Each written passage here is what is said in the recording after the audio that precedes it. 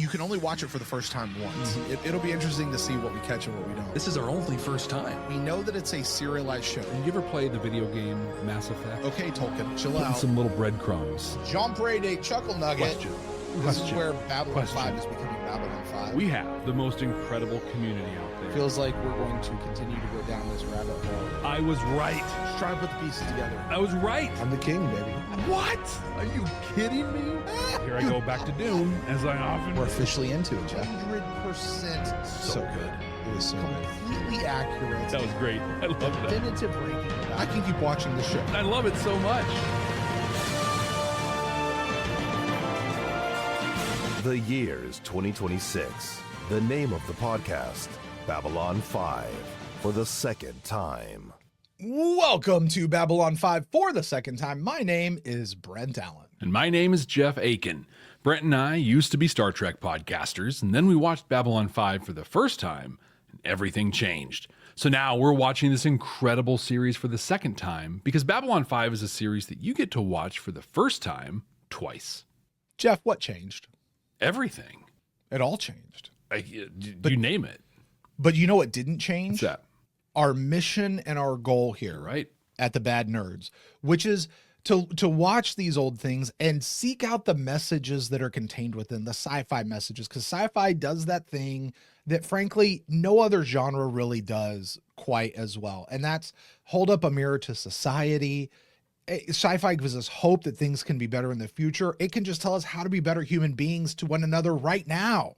That's what it does, and those are the messages we are continuing to seek out, even from the second watch. Did we catch them the first time around and we're reiterating them? Did we miss them the first time around and they're brand new? Either one could happen. Now, you know what else is happening this time around, Jeff? What's that? We're doing something we didn't do the first time around. We are, aren't we? And that's talking about anything and everything from anywhere in the timeline, any point in the franchise, whether it was in universe, out of universe, something we heard at a convention or something JMS said on an interview sometime, or maybe something one of the actors or production people said, gave us a little behind the scenes, explored the universe a little bit more. It's all fair game for Jeff and I to talk about. So for those of you who have not seen this show for the first time for yourselves, we beg you, please stop. Go join our first watch, which is completely spoiler free. And when you get done with that, come back and join us here, because this is your one, only, and final spoiler warning. Go away. Why are you still here? Go!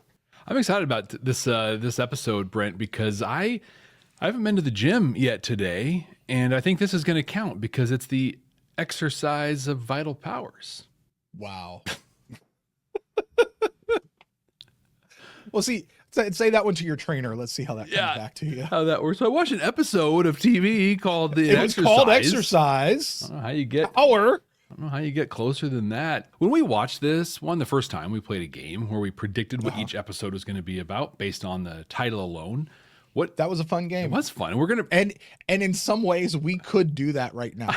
Again, I know. Be like, is this gonna be this? What was that episode? I don't remember. What did you, though, Brent, predict this one was going to be about? I said that, okay, there's a couple things going on in this one. So you remember how the last episode was all about freeing Proxima 3? Right. Going to Proxima 3, we're going to get it out of the hands of Clark. And they had a few people defect and come over, and other people who decided to do some different stuff. Well, I said that this would continue that mission, only it's not just the next colony. It'd be like the next 2 or 3 colonies, almost like montage. Because we were told there's a lot of colonies out there, right? Mm-hmm. So we're going to be doing that. But as that's happening, this episode would actually be more political than space battle. Okay. Because the last one was visually stunning. Amazing. Right?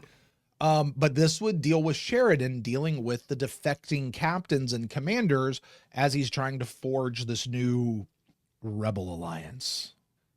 I said it would be I made a specific call. I don't know if this came true or not. I really don't remember, so I'm interested to find out. I said Sheridan was going to make a call or do something that wasn't going to go so well for him, and it would cause those other commanders to start questioning him, much in the same way that Garibaldi is questioning him. It's going to be a test of Sheridan's leadership ability, and ultimately he is going to win them over. And then this is ultimately what happens, to help him win the big battle in the end as they press forward towards Mars and Earth. What'd you predict? I think that's one of the things I was waiting for in the first time was that, like the like a defector to have been like, that's. Or the defector to defect. Yeah, sort of thing. Yeah. So that makes sense. My prediction was I thought the Earth was going to bring the fight to Babylon 5, so we went to Proxima 3. They were going to come and attack, and we were going to see some of that. But we'd also get Garibaldi and Edgar's, and specifically just kind of a spiral of Garibaldi getting more frustrated with everything and just getting, becoming evil Garibaldi. Well, that's what we predicted.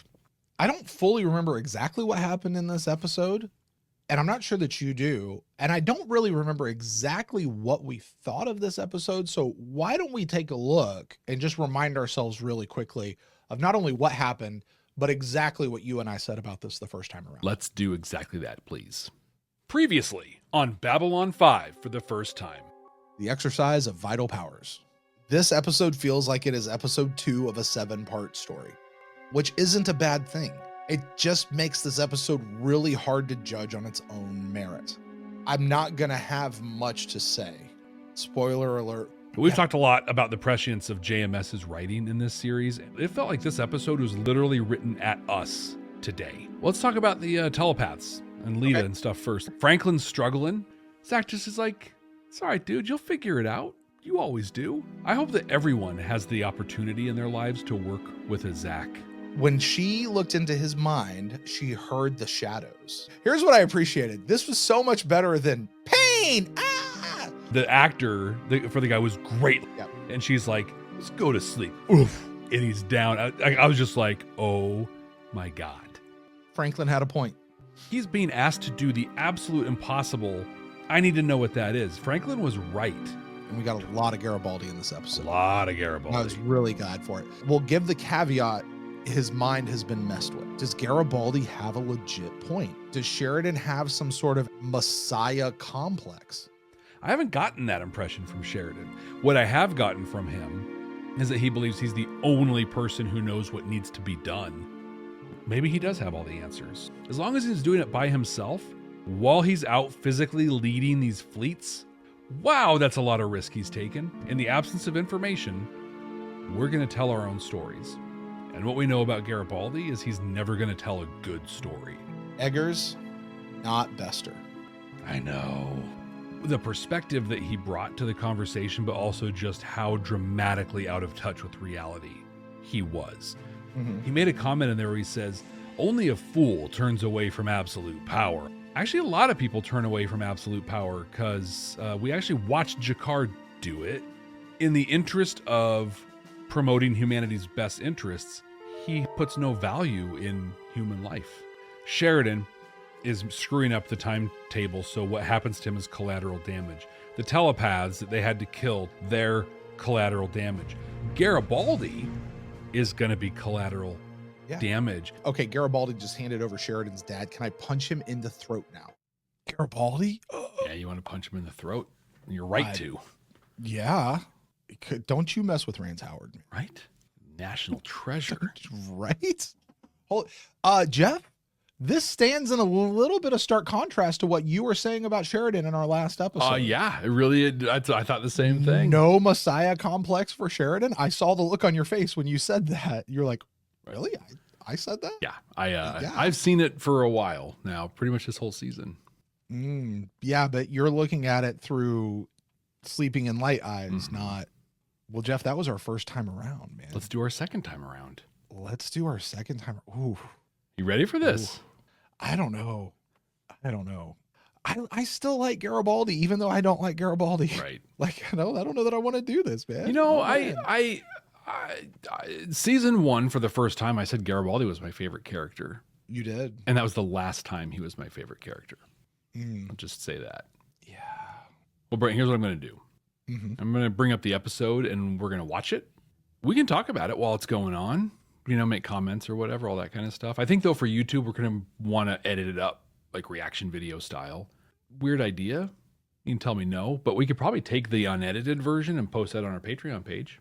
That's at patreon.com/ Bad nerds. if you want to check it out and see if we decided to do that. I think that's a good idea because, sometimes there's just context that gets edited out. And sometimes you and I, we wind up going off on these longer rabbit trails. We do. That may be fun to listen to, not necessarily right for the reaction, the shorter version that we get up on YouTube. But, if you're a little more invested and you want to join that is possible. You know what else you can do at Patreon? What's that? There is a specific tier that you can join that actually gets you invited to our live recordings. You're right. Like we have people here from Patreon who are joining us live. We'd like to say hello. We want to recognize our council chambers. We always want to recognize them. You guys are amazing. You guys are joining us. They'll be making comments and we'll pull those comments in as they work within our conversation. But you can definitely do that. But Jeff, for the audio listeners though, I think we should still take that version because we're going to have those conversations in the middle of the episode and it's just better there rather than trying to rehash them later. So we'll have that in the audio. Good. And of course, all of our conversation on the backside. So you could do that on your audio podcasting platform of choice. Yeah, I think it's a great idea. Let's do that. All right. Well, why don't we do the episode reaction stuff and all that? What do you say? Let's do it. This is Commander Susan Ivanova, bringing you the voice of the resistance. The Liberation Fleet continues to retake territory held in violation of the Earth Alliance Constitution. More ships on the other side continue to defect. Before he went to Zahadum, he never would have gone up against his own, our own government like this. I don't know, maybe he thinks he's Alexander the Great, and maybe he thinks he's John the Baptist. Maybe he wants to take over the whole... Before Zahadum, he never would have gone up against his own. I don't know that that's true. I don't think it's true either. I don't think that's true at all. I think what this actually tells us is Garibaldi, if Garibaldi was still a part of Earth Force, if Garibaldi was in that, given to himself, he would have been a guy on one of these ships carrying out these orders, illegal as they may be. Is that what that says of him? Because Garibaldi was also one of the people in the room where Sheridan was like, hey, you're either in or you're out. Right. And he's like, we're in, right? So which was it for Garibaldi? I don't know. I don't think he would have. He didn't follow orders when he was in Earth Force. It's very true. Despite being a warrant officer, he was never one of the most soldiery of them. I think what it just says is he has a messed up mind, and what he knew of Sheridan isn't what he actually knew of Sheridan. And I think the piece that he's fundamentally missing is I don't think Sheridan is going up against his own. He's going up against the people who are betraying their oaths. But I think we're also agreed, Jeff, while this is certainly augmented and heightened by whatever Bester did to his mind, these thoughts still lurk within Garibaldi himself. Yeah, Bester just turned him up. Which, by the way, there's nothing wrong with having thoughts that come to yourself. We all have thoughts. It's what you do with those thoughts. Exactly. It's where you give those thoughts time. It's how you deal with those thoughts. What you allow, process as you process those thoughts. Where do you land on the processing? And that's probably the part that's really more messed up for Garibaldi right now. He is also right to be like, hey, is this guy really on the up and up? Yeah. Because ultimately Garibaldi doesn't trust him because he came back. He seems like he came back from the dead. He came back with this other dude whispering in his ear. Like that's the first thing he saw. Like you're whispering in your ear. What is, whoa. And now all of this is happening and you're coming back in like supercharged. Like, something just doesn't feel right here. I think his thoughts make a tremendous amount of sense. But is he just not seeing, what is it that he's not seeing that's not allowing him to assuage those thoughts? So I think he's not seeing what everyone else is seeing. The moments when and Sheridan is explicitly saying, I want to send this to the voters and let them decide. I'm not looking to take over for this whole thing. That said, there's a lot of moments that he saw where Sheridan was like, stop asking me questions and just do the thing I'm telling you to do. There's a lot that is justified in how Garibaldi is seeing things. Ben points out something really great over here. It says, a small problem that I have once Bester's mental programming is removed, so we're going to flash forward here just a little bit, is that Garibaldi goes back to being super loyal to Sheridan in season 5. And he feels like there should have been some lingering ambivalence, even though he's back to being a good guy. He's back to being on the right side. Those things still exist within him, and he shouldn't necessarily just stuff them down. Yeah, that would have been an interesting piece to see. Although I think if he was dealing more with the alcohol thing more than anything else. Well, I think on the first time we even talked about that in season 5, like when are they going to sit down and have the talk? Like, hey man, turns out I was a little out of line. Frankly, you might have been a little out of line too. Like some back and forth. And I don't think we ever got I can that. see where you would have thought that I was coming at it from that angle. Have that thought. Although I don't know that two people would actually really sit down and have that conversation. It'd be cool if they did. Especially two dudes from the 90s. I was going to say, yeah. It's, like, no, we don't need to have that conversation. We just go. We're good now? We can just pick it up and we're good. Let's go. You're the type of guy who doesn't like to give up control. This guy just never got rid of that 80s hair, I man. really do. An interesting thing about him. Garibaldi just got rid of his hair. Right. Sorry. Interesting about Wade was when in the first episode, when he was first cast, he was like it's just a thug. Like, one shot, here's the thing, do whatever. But JMS was really impressed with the actor's performance, and so he just kept giving him more and more. Writing more. So did the Edgar's thing come out of having to give this guy more and more? No, the Edgar's thing I think was already there. Yeah. Okay. It was just they were gonna have thugs come and lead him to the thing, but they're like, this guy's great. Any luck, Doc? Shadow implants have defense systems on top of defense systems. I should be able to figure this out. It gets away from me every time. Well, you'll work it out. You always do. Yeah. Zach really is awesome. Like, Ivanova said you were looking for me? Oh, Lita, yeah. I am. Why is she back on the black gloves? Your friend. Because she agreed to the Psychor thing from Bester. Did she? Yeah. That was the whole end of the episode. I don't remember her actually agreeing. To it. There never has been a good time for us, has there? It's just things are very busy right now. William has a lot. It's all right, Lise. Oh, who's this? Is this your husband's dad? Our guest has come a long way on a hard road. Beatrice was looking for you. She had some questions about dinner. Do you think you could... Yes, of course. You think you go just be the woman and just deal with the dinner? Like, come on. We're going to do man business here. You insisted on seeing me now. Why? Because I got tired of not seeing the face of the man that I work for. And I want to know what the hell it is I've been helping you smuggle past B5 customs. I think Garibaldi is way out of line here. Like, if I'm Edgar's and he's in here being like, I need to know how this, and you, I'd be like, go away, you're fired. I will find anyone else to do this job. Who the heck are you to come in here and demand this stuff from me? Right. Oh, you're on the DVD cover. Okay, that's who you are. That's literally the only reason he can do it. Right. Plot. Try not to touch anything. First thing he does. Touch that. I love that, actually. That's what I would do. Yep. Touch it. Hey, what the hell? Come on! Hey! Michael Garibaldi Don't should be have concerned, expected Mr. something Garibaldi. like this. Everything's fine.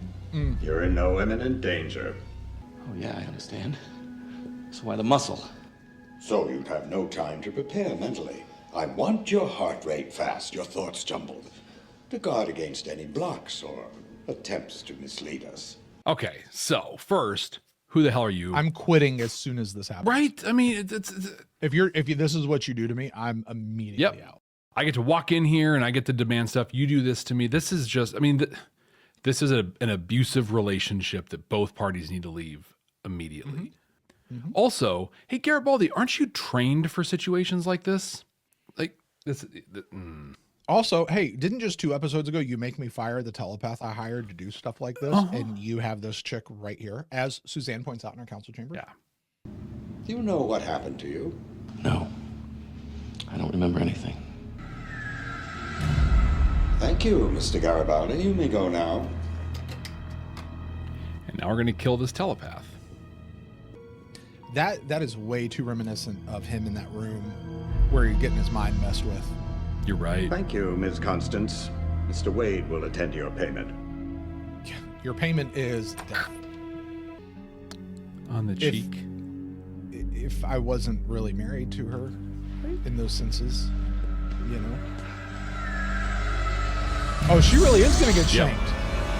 Oh, I was just kind of joking when I said that a minute ago. Just one more. What do you want me to do? What am I? Why am I? How much of this led to Lita getting Byron? Like just seeing how telepaths are I mean, that's one way of putting it, Jeff. That's what happened. But I mean, like, there's how she was treated, right? And she understands like the Psychor thing or whatever. But even seeing how like the shadows treated them, and then how Sheridan and the Rebel Alliance is going to treat them. Like, but this moment, that's all I thought. Like when she had that connection with him, I'm like, this is the start. I feel like it started a long time before this for her. And I feel like it's probably a shared experience of all Earth telepaths. Mm-hmm. This idea of being outcast, this idea of being distrusted. How many times have we heard Garibaldi say, I don't like telepaths? Right? Yeah. This is something, I mean, this is the reason that Psychor exists in the first place. This is the reason Bester is the way he is, or part of it. Yeah. Having not read the novels. So no, I don't think it started here. Was this a step along that direction? And seeing, oh, it's not just Earth, this is how other people treat us as well. Yeah, I think it's there. You know, I think what Byron is saying and what Byron comes in to say is probably nothing new. Right, exactly. Conversations that have been happening for a very long time. Hundreds of years.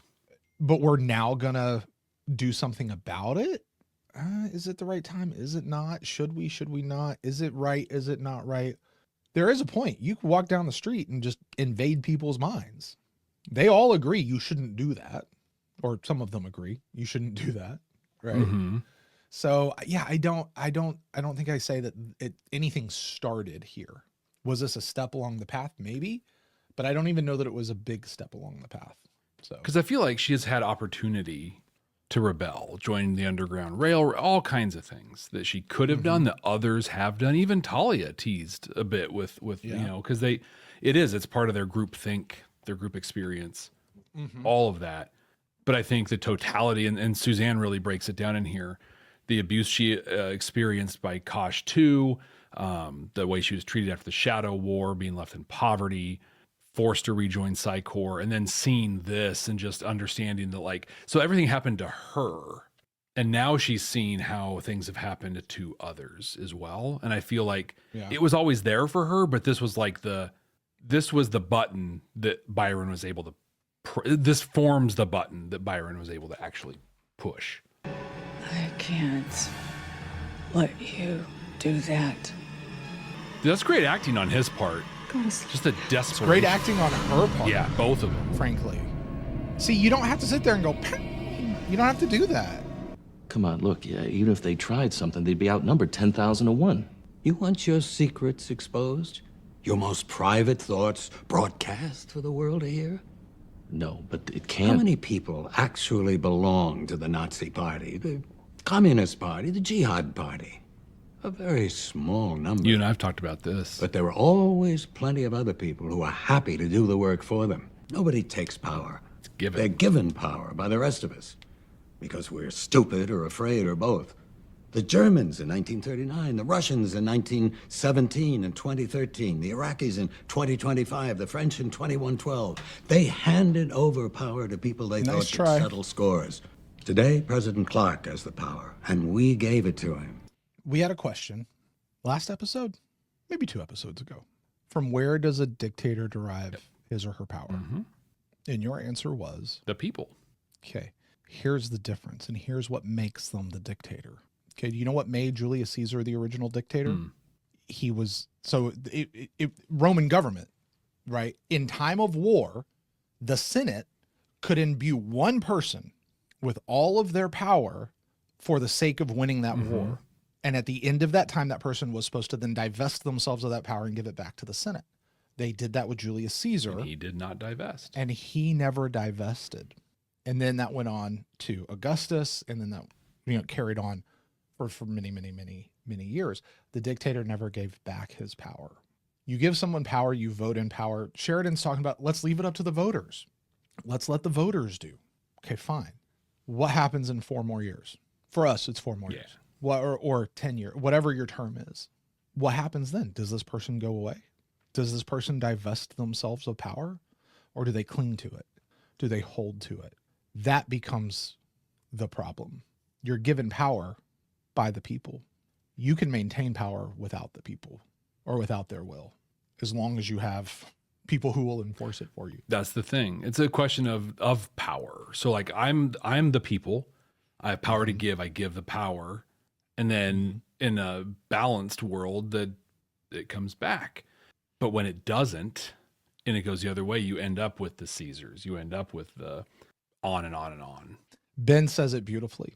How a dictator maintains power defines them more than how they got it. It's such a great point. I had this. That's so great, Ben. That's so I great. had this conversation with somebody at work because, I mean, I don't know if everyone has probably picked up on this already, but I have all of the answers and I know the best way to not only like manage my company, but to rule the world, really. And so just give me power and I'll just make things better. It's fine. I'll make them better and it will be fine. But the reality is anyone, I don't care who you are, the minute you get that power, you're like, oh, I'm not. Stop. There's no such thing as a good dictator. They may start as a good dictator, but no one ever ends as one. Well, that's where we go to the power corrupts and absolute power corrupts absolutely. It's once you get the power that it corrupts. Exactly. You go into it well. Once you have it, things are not. You have your first vote for Jeff for the Emperor of Earth. Awesome. Because I'll be different. Two comments from our council chambers that I think is pertinent here. One, Katerina says you're given power, but then the system no longer has working mechanisms to take this power away. And that's what you see happen. That's where people like me get leery of what I watch going on right now. Is those systems stripping away. Look, I can handle anything for 4 years. Right. But in 4 years, it changes. It goes away. What happens when you're no longer confident that it's going to go away? Okay, 8 years. You're allowed 2 terms in this country where we are. And yes, I am specifically talking about political stuff right now. But beyond that, like we're on a world level too, right? What happens when those systems no longer apply? That is what we saw happen with Hitler. We see dictators in our world today. There was one just a month ago that got reelected. 100%. 99.9%. Right. They love him. Right. In an open election where everybody knows exactly how you voted. Yeah. And if you didn't vote this way, what's going to happen to you? Like those systems don't maintain. And so that becomes the issue. That's the difference between a dictator. And that's where like we look at Sheridan, we go, Sheridan doesn't want power. He's not clinging to power. And when Sheridan gets a chance to give up that power, he does. Frankly, it's what made George Washington great. Right. He set that example. Yeah. I just came here to tell you that breakfast is ready. That's fine, Lise. I'll be right there. Perhaps you'd care to join us. I'm so angry on her behalf. Thank you. I've got some thinking to do. I'm sure you have. This is important, Stephen. You know, why? Why is this so important? Now, if you want me to do this right, I need to know what this is all about. Stephen. Yeah, that's right. Yeah. You got to cast vision to me. You got to let me know what I'm doing and why I'm doing it. All right. This may be the hardest of all, but we don't have much choice.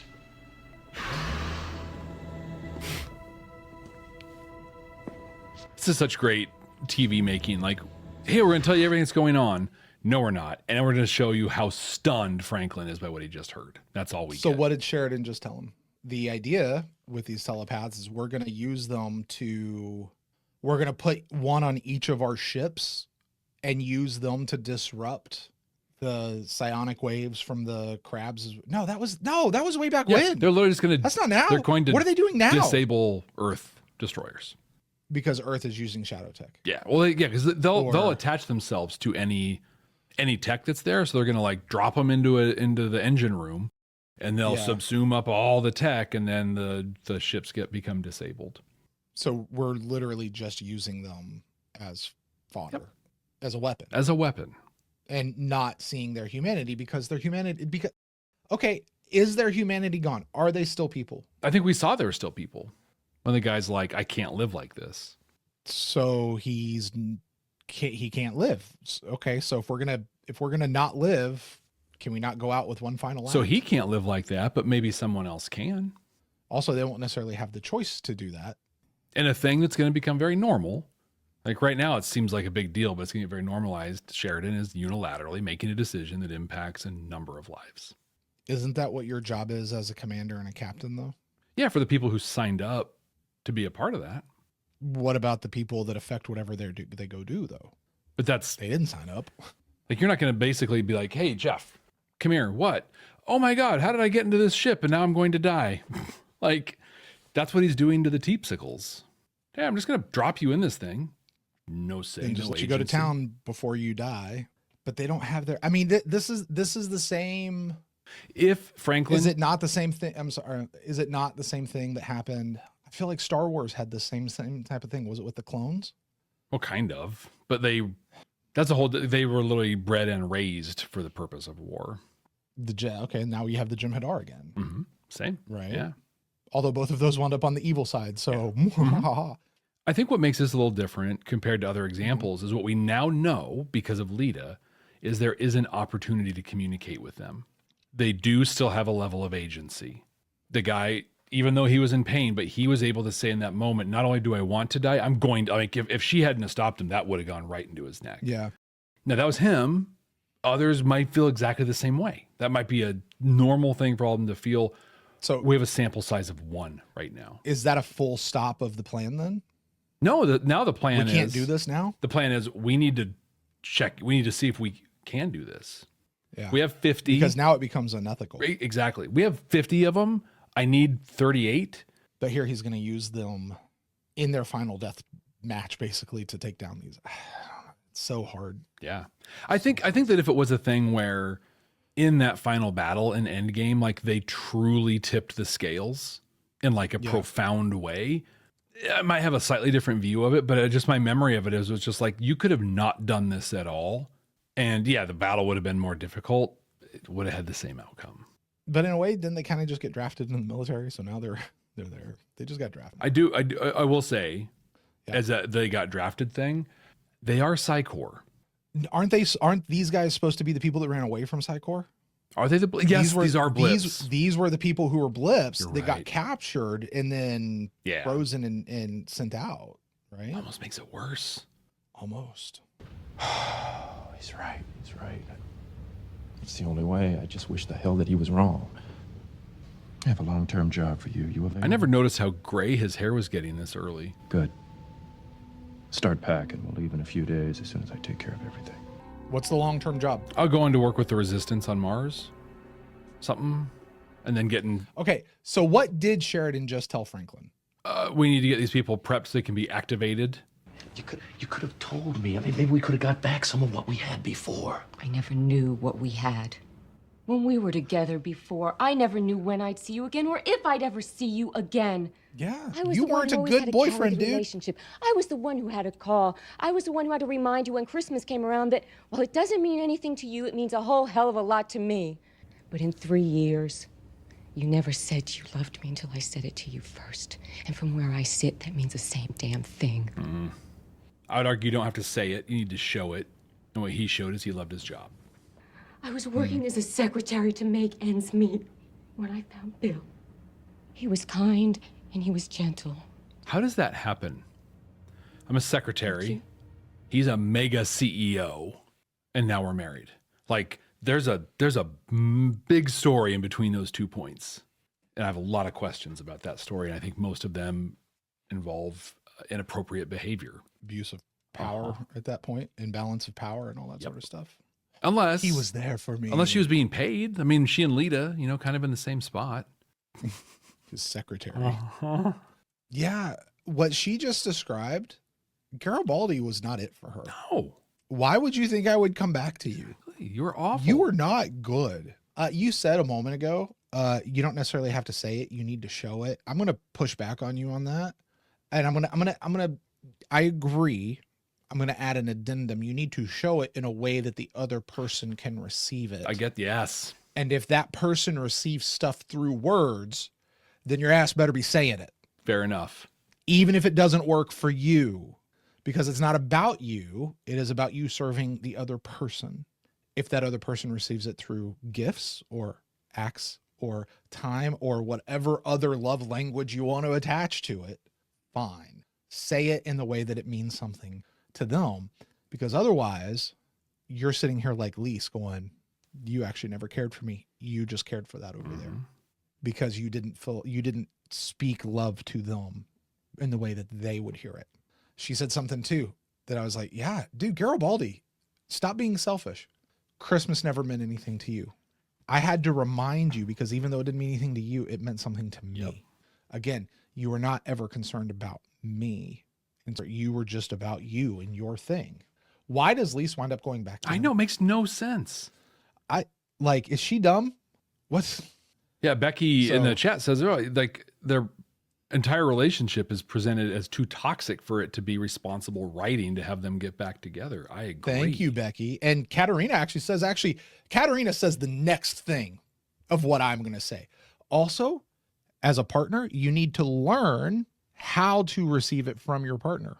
You know, I'll tell you, for me, I'm a big words person. My wife is not a words person. She tries, and she oftentimes fails drastically. But I see the ways that she does try to communicate her love for me in a way that she knows how to communicate that.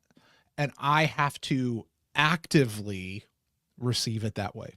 I can't just passively receive. I have to actively receive it that way. So thank you, Katerina. That is a perfect follow-up.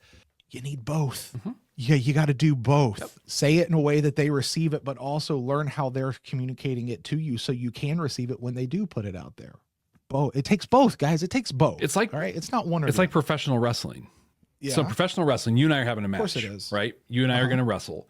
In that match, I am 100% focused on you. How do I make sure Brent looks good in this match? And that works because you are 100% focused on me. How do I make sure Jeff looks good in this match? And so we're both in there doing that. And when both people are on that wavelength, they have an incredible match. It's great. So in a relationship, I am focused on making sure I'm doing, saying things and putting them out there in a way that you receive 100%. And you are also focused on doing the same for me. And because we're both doing those things, we're also hearing it the other, like it's the focus on the other, but it's reciprocal, even 100% correct.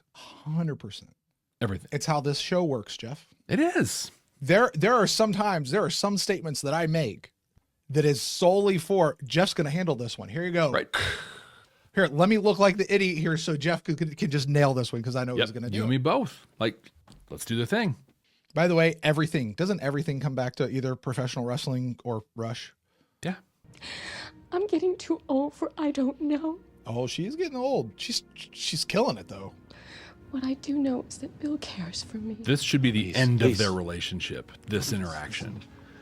You mean Garibaldi and Lise? Yeah. I'm sorry. Eat your dinner, it'll get cold.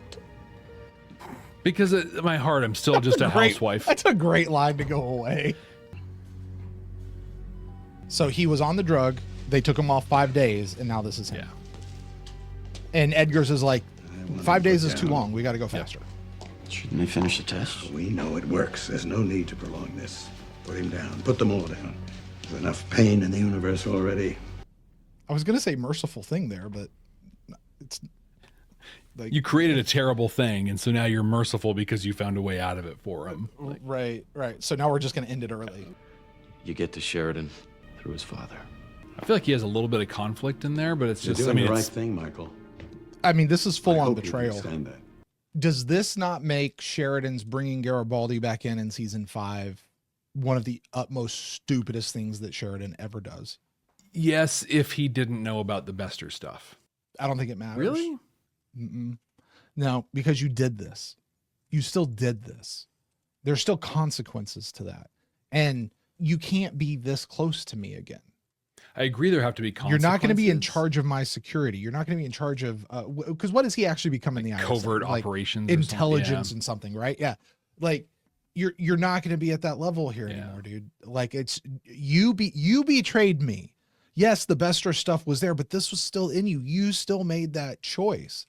We could put you somewhere else. Yeah. Right. I think, you know what I mean? But you're not going to be in the inner circle. That's not going to happen. We're not going to be friends after this. You betrayed me. Well, and frankly, that plays out with Garibaldi in that he hits the bottle. He is not ready.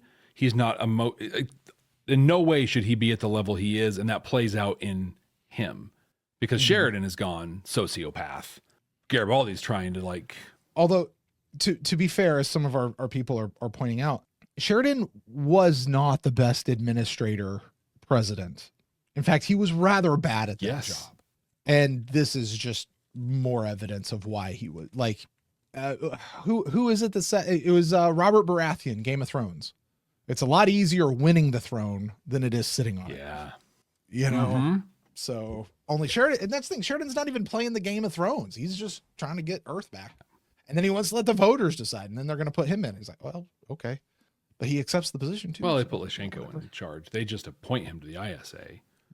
I don't have anything else that JMS said on this one. You know, I think we're at a point where shockingly there's not a lot.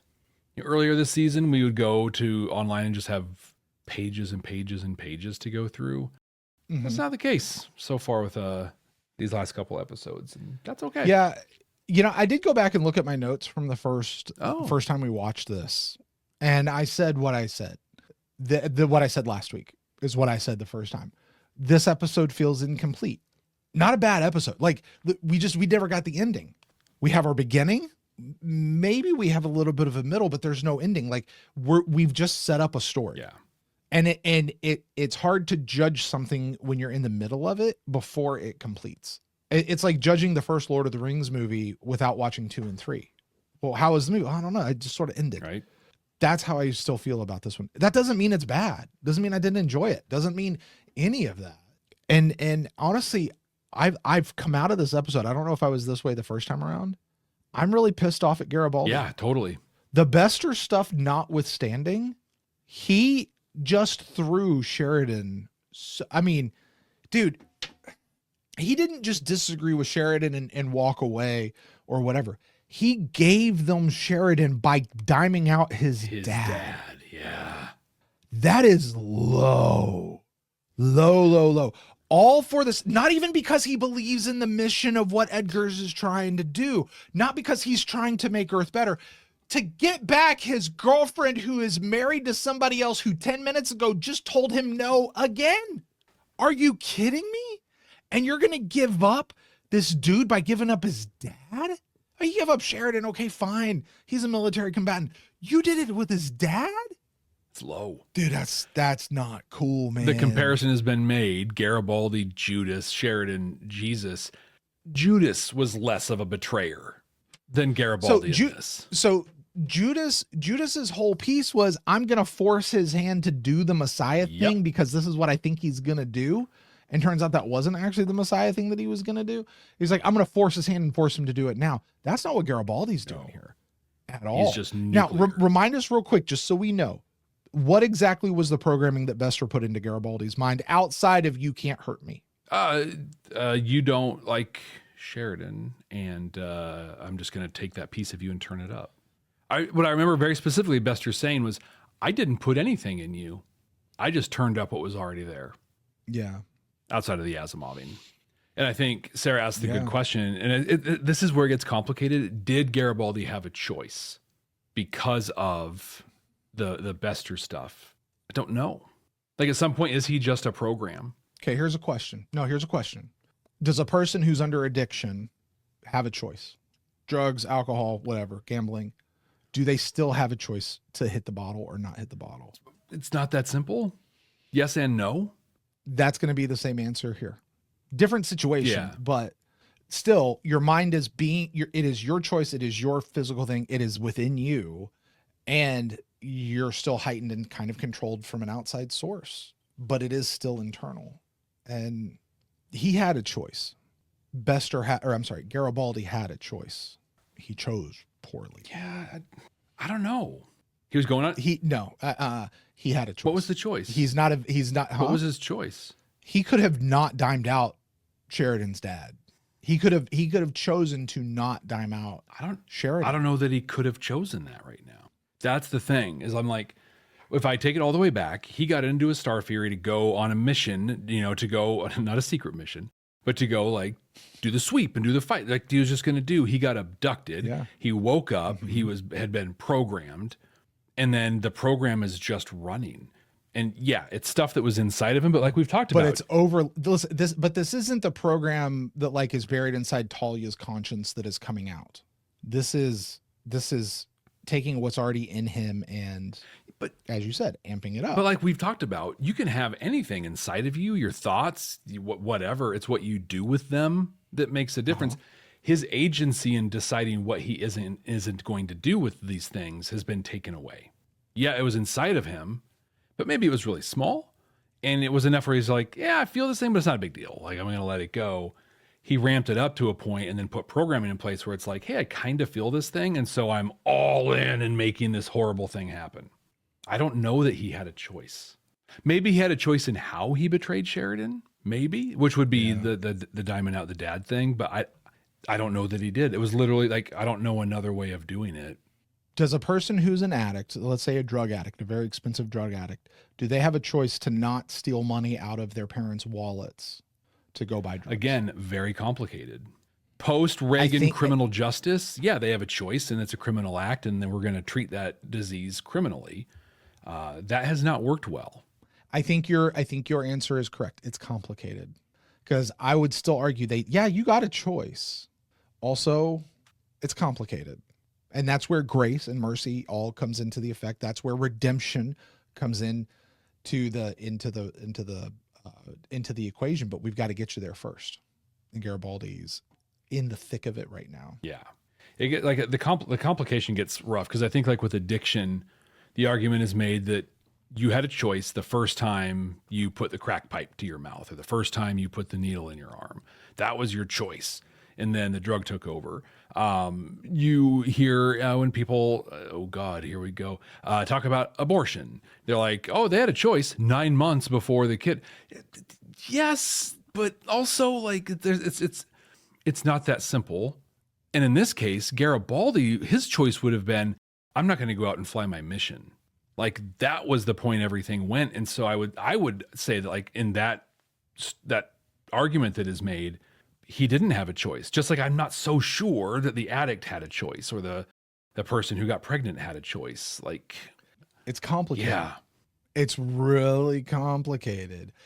And Ben says it over here. The programming gets stronger because in the next episode, Bester tells us that Garibaldi would do anything to uncover the conspiracy against Psychor, even selling out Sheridan. And if this is the programming that is effectively forcing his hand. And then I go back to what I said earlier. How can Garibaldi ever come back and be in the inner circle with Sheridan? Because how can you ever trust that the programming's not there? How do you ever trust that the programming isn't still active somewhere? And when you're at that high of a level, you can't play games like that.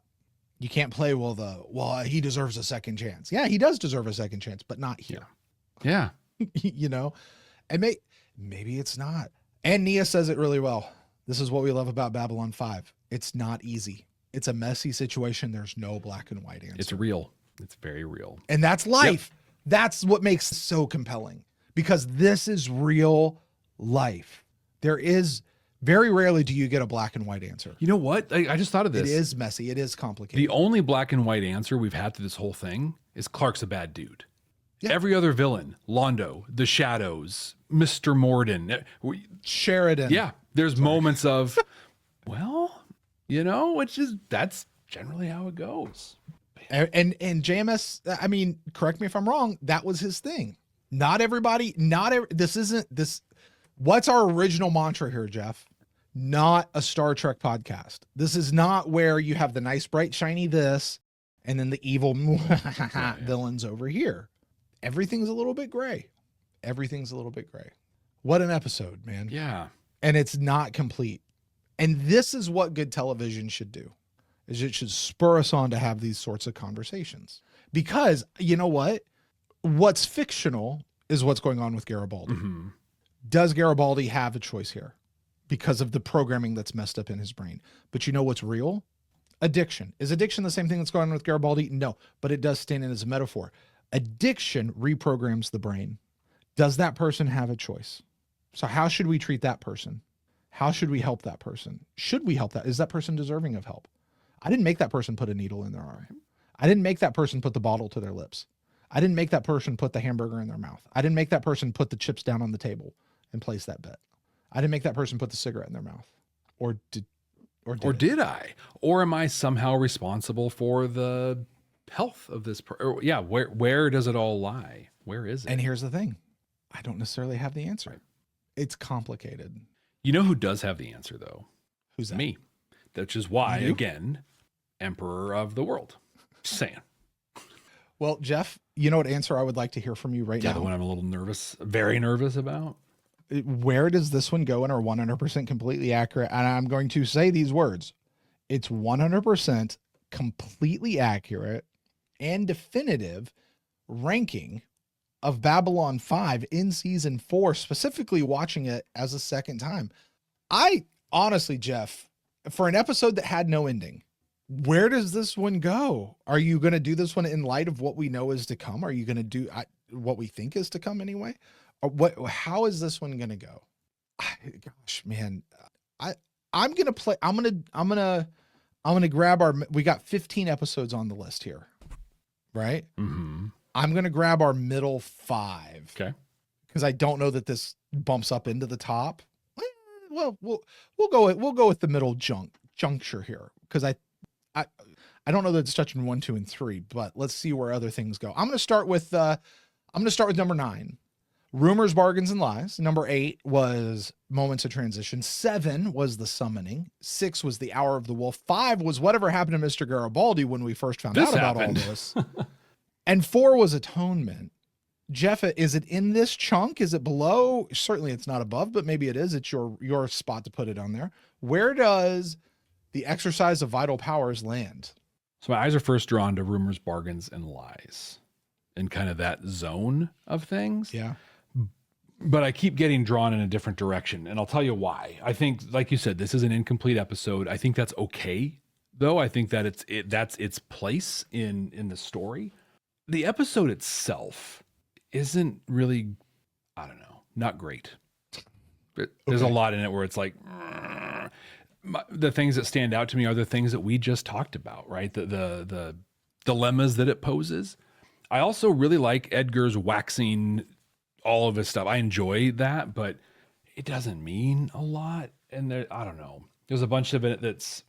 So where I'm drawn is The Illusion of Truth, which was a similar episode where there was a lot of it was like, okay, but it presented these dilemmas in a way that we had to dive in and really, really challenge ourselves in ways. And I think this episode did it differently than Illusion of Truth. They're very different and, in their presentation and everything else.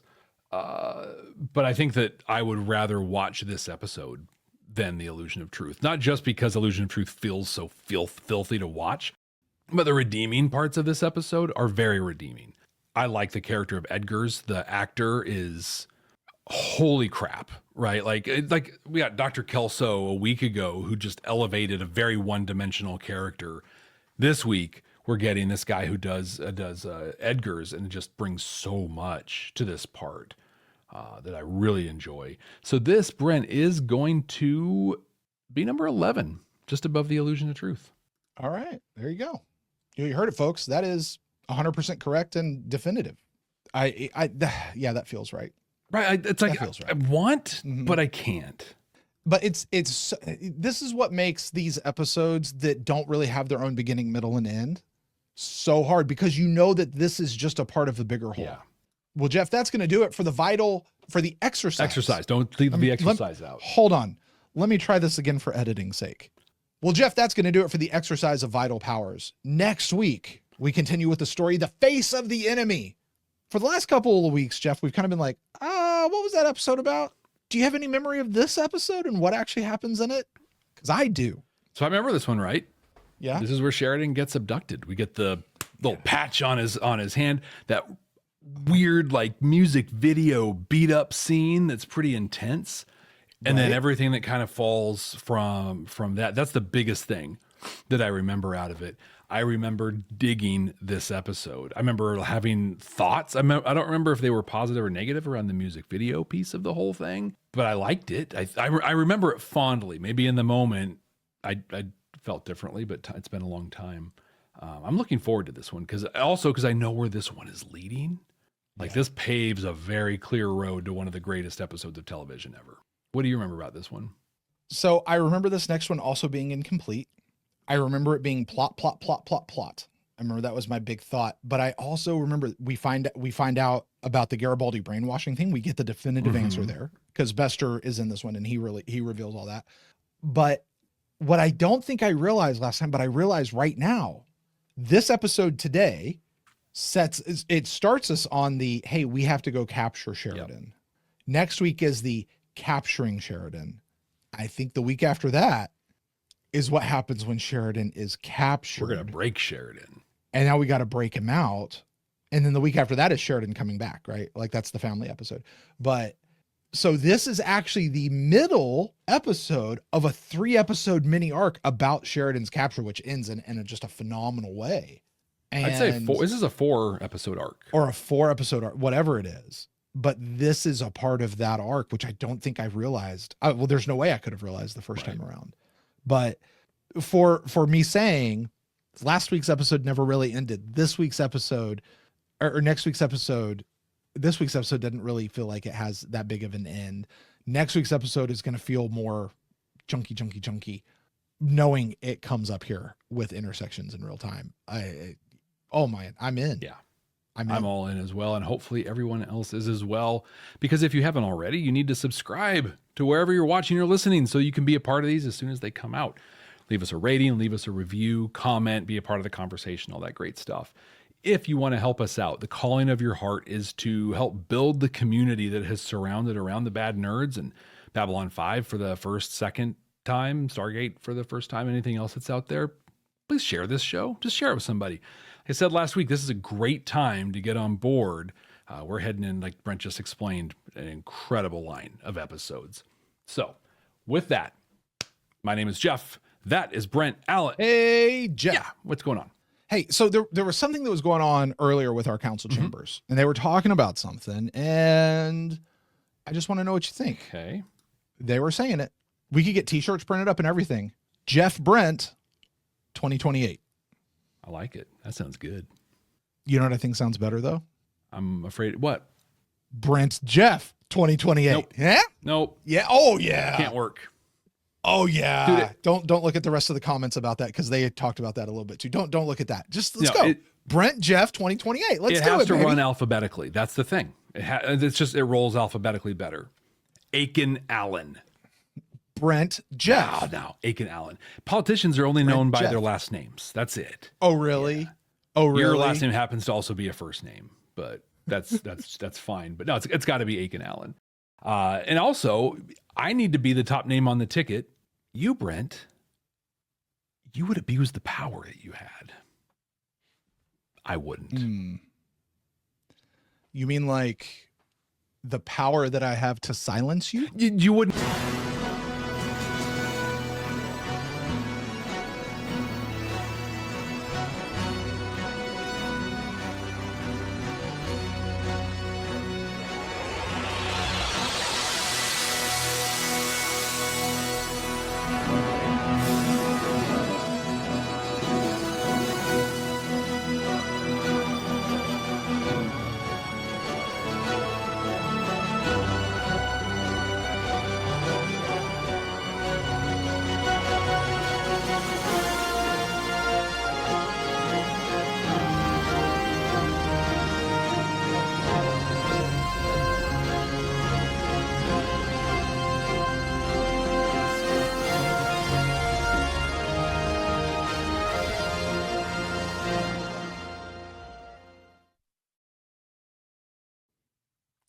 Ben got the joke. Totally silenced me. Ben got the joke.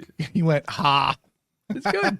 It's good. Man, you guys are all Jeff is at top of the ticket. Golden child, baby. Did you see them talking about it up there? I did not actually. They're like, oh no, if Brent was to become the power, if Brent was the number one, like they would.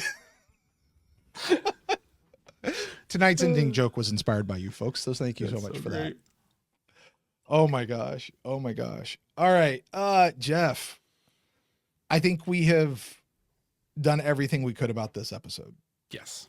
I have nothing left to say. I need a recovery period after all that exercise. These things build back up.